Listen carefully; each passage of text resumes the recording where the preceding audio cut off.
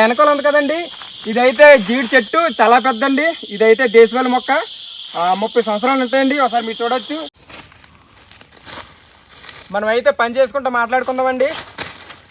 ఇలాగ జీడిపళ్ళు ఆ చెట్టుపై నుంచి అనేది పడతాయి. పడినప్పుడు ఇలాగ ఒక దైడ్గా అన్నది ఇలా చిన్న కుప్ప వేసుకోవాలి, ఇలాగే ఏరుకోవాలండి. ఇలాగ ఏరినప్పుడు నడుమ అన్నది పడిపోద్ది, చాలా ఎక్కువ పళ్ళు ఉంటాయి. అలాగే ఈ సంవత్సరం జీడి పంట అన్నది కొన్ని దిక్కల బాగా కాసింది, కొన్ని దిక్కలు ఏంటంటే సరిగ్గా కాయలేదండి. మా సైడ్ అయితే కొంచెం అంతంత మాత్రమే. అలాగే జీడి పంట గురించి చెప్తాను కదా, ఒక ఎకరానికి వచ్చేసి 70 మొక్కలు పడతాయండి. ఈ ఎక్కువ శాతం ఈ మధ్యకాలంలో హైబ్రిడ్ మొక్కలు అన్నది వేయడం జరుగుతుంది. ఎక్కువ ఏంటంటే దేశవాళీ అన్నది అప్పుడు పెద్దవాళ్ళు అన్నది వేసారండి. అది మీరు చూస్తున్నారు కదా, ఆ చెట్టు అనేది ఒక 30 సంవత్సరాలు ఉంటుంది. ఆ దేశవాళీ అన్నది ఎందుకు వేస్తారంటే కోప అనేది ఎక్కువ వస్తుందండి. అంటే కొంచెం కాయడు లేట్ అయినా సరే మనకి ఒక 8 సంవత్సరాలు 9 సంవత్సరాలు ఆగిన తర్వాత మనకి కోప అనేది ఎక్కువ కాస్తుంది. దానివల్ల దేశవాళీ అన్నది వేస్తారు. అదే హైబ్రిడ్ ఏంటంటే వేసిన మొదటి సంవత్సరానికి బాగా కోపం వస్తుంది. దానివల్ల హైబ్రిడ్ మొక్కలు చేయడం అనేది ఎక్కువ మొగ్గు చూపిస్తున్నారు. ఇలా ఏరుకోవాలండి. ఇలా ఏరుకొని అక్కడ వేసుకుందాం. పొల్లన్నీ ఆ చెట్టు పైన బాగా మగ్గిపోయి పడిపోతూ ఉంటాయండి. ఈ చెట్టు పైన ఉన్న పళ్ళు కూడా ఎప్పుడు వస్తారంటే అర్థం జూన్ నెల వస్తున్నారు. పోతికి మొత్తం చెట్టు మొత్తం దులిపేస్తారండి. దులిపేసిన తర్వాత ఏరుతారు. ఇవన్నీ చూసారు కదా, ఇవన్నీ పొల్లే. ఇవన్నీ ఒక దగ్గర ఇలా కుప్పేసుకోవాలి.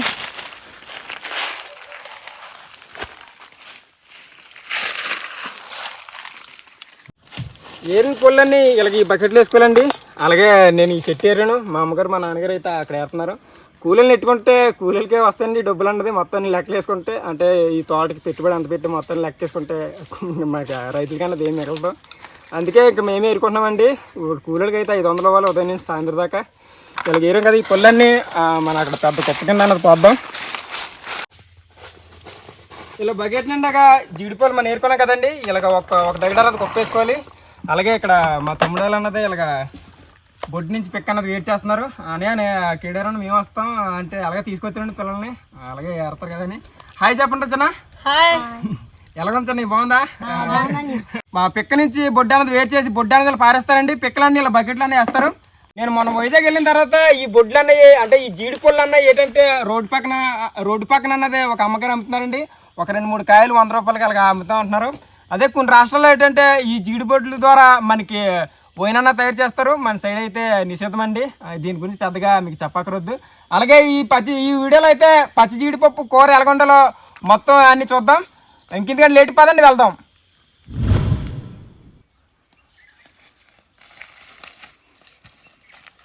మనం అయితే దగ్గరకు వచ్చామండి. అక్కడికి వెళ్ళాలి. వెళ్ళకుంటా దారి అన్నది.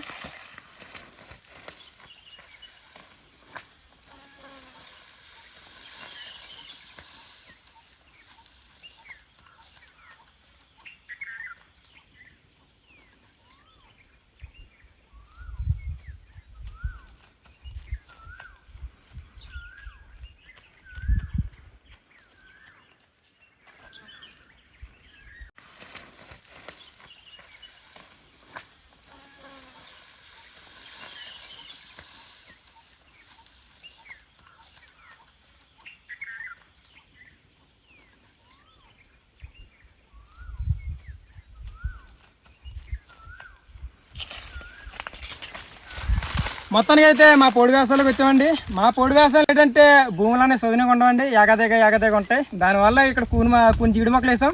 అలాగే ఎదరన అన్నది ఒక 20 మొక్కలు వేసామండి. ఏంటంటే ఈ జీడి మొక్కలు అనేవి ఎండాకాలం బాగా కాస్తాయండి. కొన్ని అయితే కాయు, కొన్ని అయితే వర్షాలు బాగా పడితే మాత్రం బాగా కాస్తాయి. ఇది నిన్న మొన్న బాగా వర్షాలు పడిన వల్ల పోత ఎక్కువ వచ్చి ఆ పిండి కాయలతో ఉన్నది. ఒకసారి మీరు చూడొచ్చు. పచ్చి జీడిపప్పు ఎలాంటి జీడిపప్పు కోయాలో ఇప్పుడు మీకు చెప్తాను. ఇదైతే చూడండి, ఇది అదే పచ్చి జీడిపప్పు అండి. ఇందులో ఎక్కువ ఏంటంటే జీడి ఎక్కువ ఉంటుంది. ఇలాంటివి కోయకూడదు మనం. అలాగే ఇలాంటివి కూడా మనం కోయకూడదండి, చాలా జీడి ఎక్కువ ఉంటుంది. ఇలా కోసినప్పుడు మనం ఈ పచ్చి జీడిపప్పు మనం ఇలా కోసినప్పుడు లోపల అంతా జీడి ఉంటుంది. ఎలాంటి కోయాలంటే ఇంకొంచెం ఎలాంటి కోయాలి మీరు చూస్తున్నారు కదండి. ఇక్కడ ఒక పిక్క ఉంది. ఈ పిక్క ఏంటంటే పైన అన్నది కొంచెం బొడ్డు పెద్దగా ఉంది కదండి. అలాగే కొంచెం ఇక్కడ పిక్క బాగా ముదిరినట్టు ఉంది. ఇలాంటి పిక్కలు కోసుకుంటే మనకి ఏంటంటే లోపల అన్నది పప్పు కొంచెం పెద్దగా ఉంటుందండి. ఇలాంటి పిక్కలన్నీ మనం కోసుకోవాలి. మనమైతే పచ్చి జీడి పిక్కలు కావాల్సిన కోసుకున్నామండి. కోసినన్ని ఇలాగ బుట్టలను తీసుకోవాలి. ఒకసారి మీరు చూడండి, మనకు కావాల్సిన సరిపోతాయి. ఇవన్నీ పచ్చి జీడి పిక్కలే. ఒకసారి మీరు చూడొచ్చు. అలాగే ఈ పచ్చి జీడి పిక్కలు కోసి ఎలా కూర వండాలి, ఎందులో వేసుకుంటే ఈ పచ్చి జీడిపప్పు బాగుంటుంది మొత్తం అన్ని ఈ వీడియో చూద్దామండి. రండి నాతో పాటు.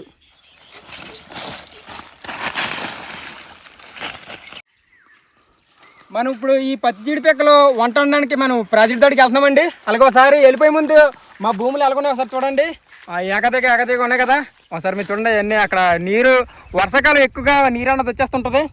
ఇక్కడ చూడండి లొకేషన్ చాలా బాగుంది కదా. ఇక్కడ మాడి చెట్టు ఉంది, చిన్న చిన్న కాయలతో ఉందండి. మనం ఇప్పుడు వెళ్ళిపోతాం మన రిజర్వేర్ దాడికి. ఇక్కడైతే గడ్డి ఎక్కువ ఉందండి, చాలా జాగ్రత్తగా ఉండాలి.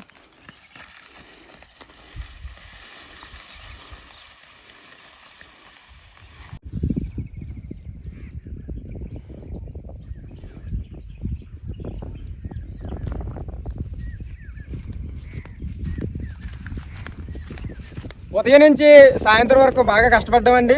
అలాగే ఈ పచ్చి జీడిపిక్కలు కూర ఎలాగ ఉండాలో ఇప్పుడు నేను కాలేజీలు కడుక్కొని మనం వంట అనేది స్టార్ట్ చేద్దాం. కొంచెం అంటే మొహం అది కొంచెం జిడ్డుగా ఉంది కదండి, కడుక్కుందాం. ఏదేమైనా ఈ నీళ్ళు అనేది చాలా స్వచ్ఛంగా ఉంటాయండి, చాలా బాగుంటాయి. అబ్బాబ్బా కొంచెం చల్లగా ఉన్నాయి నీళ్ళు అన్నవి.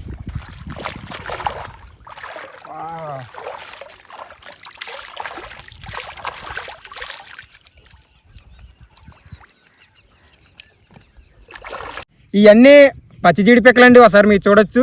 మనం ఏం చేయాలంటే ఒక జీడిపిక్కనైనా తీసుకొని మనం ఇలా తిప్పితే మనకి ఈ బొడ్డు అనేది వస్తుందండి. ఈ బొడ్డన్ని ఒక దడు ఇలా కుప్ప కింద అనేది పోసుకోవాలి. మనకి బొడ్డుతో అనేది పర్లేదండి, ఈ పిక్కలు ఉన్నాయి కదా, ఈ పచ్చి జీడిపిక్కలు, ఈ పిక్కతోటి మనకి పైన అన్నది ఉంది.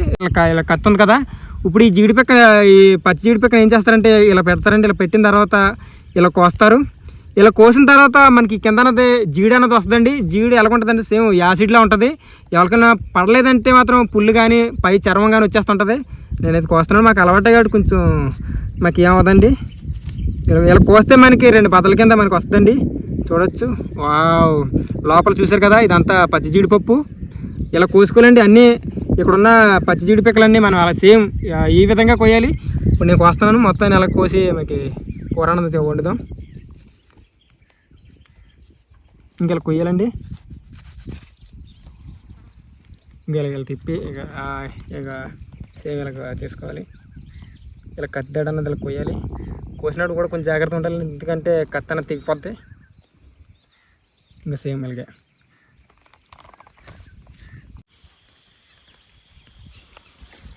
మనం ఇంకా ఏమాత్రం ఆలస్యం చేయకుండా వంట అన్నది వండేద్దామండి. చాలాసార్లు వంట అన్నది అక్కడ ఉండే కానీ ఆ సైడ్ ఉండే కానీ ఇక్కడండి మొదటిసారి వండుతున్నాం, ఎందుకంటే ఇక్కడ ఎక్కువ గాలి అన్నది వేస్తుంది. మరి చూద్దాం ఈరోజు బాగా వంట అన్నది వండిస్తుందా, లేదంటే ఈ గాలి వల్ల సరిగ్గా ఇబ్బంది పెడద్దా లేదు చూద్దాం. ఇక్కడైతే ఫస్ట్గా మనం రాక్ స్టవ్ అన్నది తెచ్చుకున్నామండి. మీకు చాలాసార్లు చెప్పింది ఈ రాక్ స్టవ్ అన్నది. ఇలా పెట్టుకుందాం. ముందు ఈ రాక్ స్టవ్ అయితే బాగా సెట్ చేసుకుందామండి.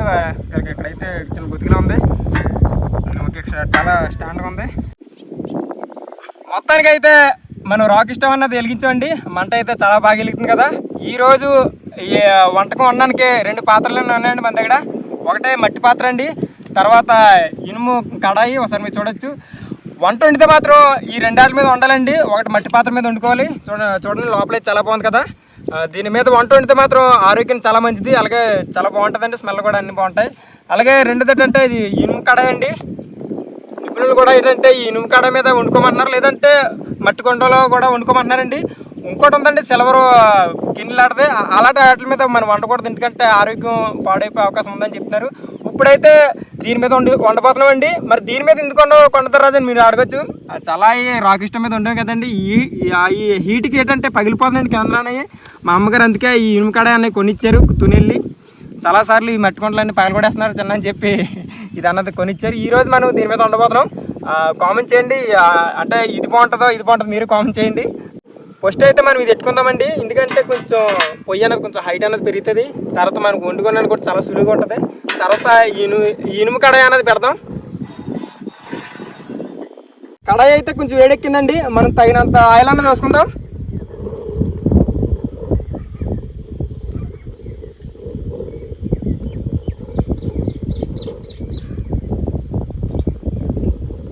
ఆయిల్ అయితే చాలా వేడిగా ఉందండి, చాలా బాగా మరిగిపోయింది. ఇప్పుడు మనం పచ్చిమిర్చి అలాగే ఉల్లిపాయ వేసుకుందాం.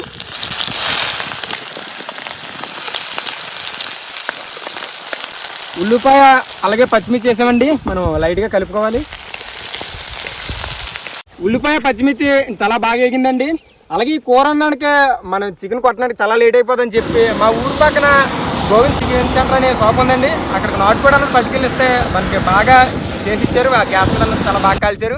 చిన్న చిన్న ముక్కల కింద కొట్టేసి ఇచ్చారండి. ఒకసారి మీరు చూడొచ్చు, చాలా బాగుంది కదా. ఇప్పుడు మనం ఏం చేయాలంటే ఈ చికెన్ అన్నది ఇప్పుడు ఇందులోనే వేసుకోవాలండి.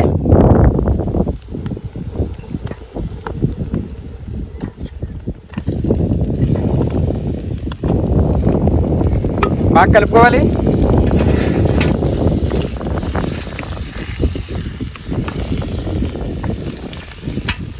చికెన్ అయితే చాలా బాగా వేగిపోయిందండి. ఇప్పుడు మనం ఏం చేయాలంటే టమాటా ముక్కలు అన్నది వేసుకోవాలి.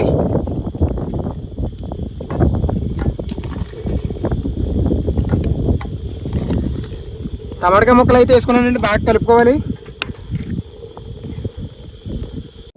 అరకేజీ చికెన్కి మనం అరకేజీ పచ్చి జీడిపప్పు అన్నది కోసి మనం వీళ్ళకి పెట్టుకున్నామండి. ఇప్పుడు మనం ఏం చేయాలంటే మన ముక్కలు కోసిన తర్వాత గోరువెచ్చని నీళ్ళు అన్నది పోయాలండి. పోసిన తర్వాత మనకి పైన తొక్క అన్నది ఉంటుంది. చాలా చాలా ఈజీగా అన్నది వస్తుంది. మీరు చూసారు కదా. మరి కొన్న తర్వాత ముందుగా చికెన్ అన్నది వేసేచ్చు కదా అని మీరు అడగచ్చు. ముందుగా వేస్తే మనకి ఏంటంటే ఈ జీడిపప్పు అన్నది చాలా మెత్తగా అయిపోద్దండి, గుజ్జు గుజ్జుగా అయిపోద్ది. అందుకే ఇలాగ తీసుకున్నాం. ఈ రాక్ స్టవ్ ఏంటంటే గాలి ఎక్కువగా ఉండకూడదు, అలాగే తక్కువగా ఉండకూడదండి. ఇక్కడ మా ప్లేస్లో ఏంటంటే చాలా ఎక్కువగా ఉంది. బహుశా సాయంత్రం వర్షం పడే అవకాశం ఉంది. దానివల్ల ఏంటంటే ఈ ఇనుము కడాయికి అన్నది మంట అన్నది సరిగ్గా తగలలేదు, లేకపోతే చాలా త్వరగా అయిపోద్ది వంటకం అన్నది. మీరు చూడండి, చికెన్ అలాగే టమాటా ముక్కలు అలాగే మా అమ్మగారు నూరిచ్చిన మసాలా ముద్ద వేసామండి. చాలా బాగా ఉడికిపోయాయి. ఇప్పుడు మనం ఏం చేద్దామంటే ఇందాక మనం జీడిపప్పు అన్నది పై పొట్టు అన్నది తీసుకున్నాం కదండి, పొర అన్నది. ఇప్పుడు ఆ అరకేజీ చికెన్కి అరకేజీ జీడిపప్పు అన్నది వేసుకోవాలి ఇందులోని.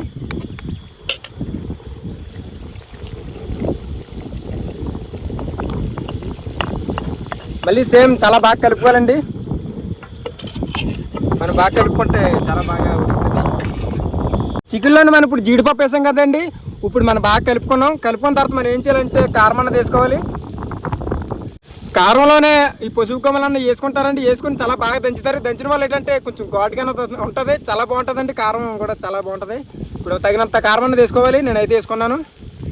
ఈ కారం వేసినప్పుడే మనం ఉప్పు కూడా వేసుకోవాలండి. తగినంత ఉప్పు అన్నది వేసుకుందాం. బాగా కలుపుకోవాలి.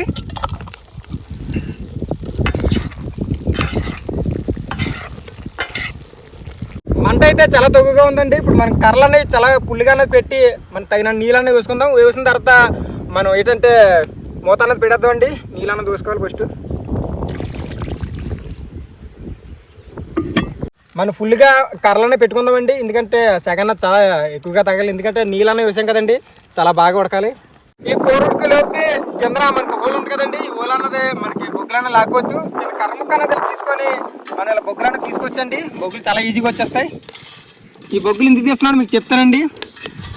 మనం అందాక ఈ చికెన్ సెంటర్ దగ్గర మనం నాటుకోడి కోయించాం కదండి. కోసిన తర్వాత మనకి గుండెకాయ అన్నది ఇచ్చారు.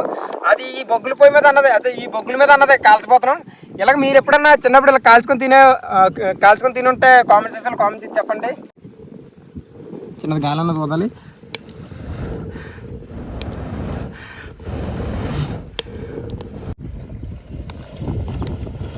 కూర అయితే ఉడికిలా లేదండి ఈ గాలికి, అందుకే కొమ్మలోనే తెస్తున్నాను. ఈ కొమ్మలు ఏంటంటే గాలి ఇటుపక్క నుంచి వస్తుందో అటు వీళ్ళగా మనం అడ్డాలో పెడతామండి. ఇక్కడ మనం ఒకటి వేసుకుందాం.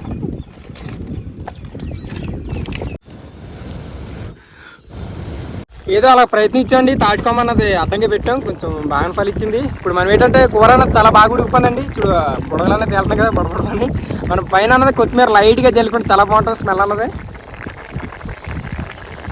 మనం మసాలా సామాన్ కూడా వేసుకుందామండి. లైట్గా జల్లుకుందాం పైన. కొత్తిమీర అలాగే మసాలా బాగా వేసామండి. బాగా కలుపుకోవాలి. చూస్తుంటే మీకు తినాలనిపిస్తుంది కదా, నాకు అదే అనిపిస్తుందండి. స్మెల్ కూడా చాలా బాగుంది, బాగా ఉడికిపోయింది. కూర అయితే 1 నిమిషంలోకి అన్నది ఉడికిపోద్దండి. అలాగే మనం ఉందాక గుండెకి అన్నది నిప్పుల పైన అన్నది పెట్టాం కదా, ఉడికిందో లేదు చూద్దాం.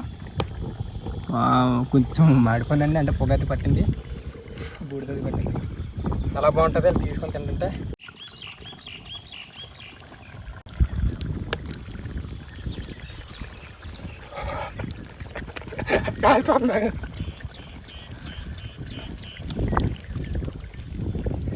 నవ్వకండి, కారిపోతుంది. చాలా బాగుంది, సూపర్ ఉందండి. మీరు ఎప్పుడైనా ఇలాగ బొగ్గుల మీద కాల్చుకుని తినుంటే కామెంట్ చేయండి, మర్చిపోకండి. ఇలాగ మా మొదట ఆదిమానవాళ్ళు అన్నది ఇలాగే కాల్చుకొని తినేవారు. అది జస్ట్ మీకు చూపించడం కోసమే ఇలాగ చేసాం. కాకపోతే ఏంటంటే కొంచెం కాలిపోతుంది, దానివల్ల మీరు నవ్వకండి. కూర అయితే ఉడికిపోయినట్టేనండి, మనం దించేసుకుందాం. ఈ కూర అనేది దేంతో మనం టేస్ట్ చేయబోతామంటే అన్నంతో కాదండి, మనం చపాతీతో అన్నది టేస్ట్ చేయబోతున్నాం. ఎందుకంటే అన్నం అన్నది చాలాసార్లు మనం కలుపుకొని తిన్నాం, టీకాకులు అలాగే అరిటాకులను కలుపుకొని తిన్నాం అండి. కాకపోతే ఈరోజు స్పెషాలిటీ ఏంటంటే మనం చపాతీలు అన్నది వేసుకొని తిందాం, చాలా బాగుంటుంది. ఇప్పుడు ఈ చపాతీలు అన్నది జీడిపప్పు కూర అన్నది వేసుకుందామండి. పప్పు అయితే చాలా ఎక్కువగా ఉంది, సూపర్ ఉంది. ఇప్పుడు మనం టేస్ట్ చేసి దీని రుచి ఎలాగో మీకు చెప్తాను. ఇలా మనం బాగా కలుపుకోవాలండి, బాగా ఇలా జీడిపప్పు ఇలా కట్టుకొని ఇలాగా నోట్లు వేసుకొని సూపర్ ఉంటుందండి. జీడిపప్పు మాత్రం మెత్తగా అయిపోతుందండి, చెప్పగలరు చాలా టేస్ట్ ఉందండి. ఈ నేచర్లో నేను వండుకొని తింటే సూపర్ ఉంది. ఈ నేచర్లో నేను వండుకొని తింటే ఆ టేస్ట్ అనేది చాలా బాగుంటుంది. కూర చాలా చాలా వేడిగా ఉంది, చల్ల గాలి వేస్తుంది, చాలా బాగుంది. అలాగే ఇలా మీరు ఎప్పుడైనా వండుకొని తిన్నట్లేదు కామెంట్ చేయండి మర్చిపోకండి. అలాగే జీడిపప్పు కూర అన్నది అన్నంలో బాగుంటుంది, అలాగే రాగి సంగటిలో బాగుంటుంది, ఇలాగ చపాతీలో కూడా చాలా బాగుంటుందండి. ఇలా నేచురల్గా వండుకొని ఇలాగే తినాలని చాలామందికి కోరిక అన్నది ఉంటుందండి. అలాగే మన వైజాగ్ నుంచి బాబాయ్ గారు అన్నది ఇలాగే కామెంట్ చేశారు కింద, కొన్న తర్వాత మీతో 3 రోజులు అన్నది స్పెండ్ చేయాలని చెప్పి కామెంట్ చేశారండి. తప్పకుండా రండి బాబాయ్ అని చెప్పానండి.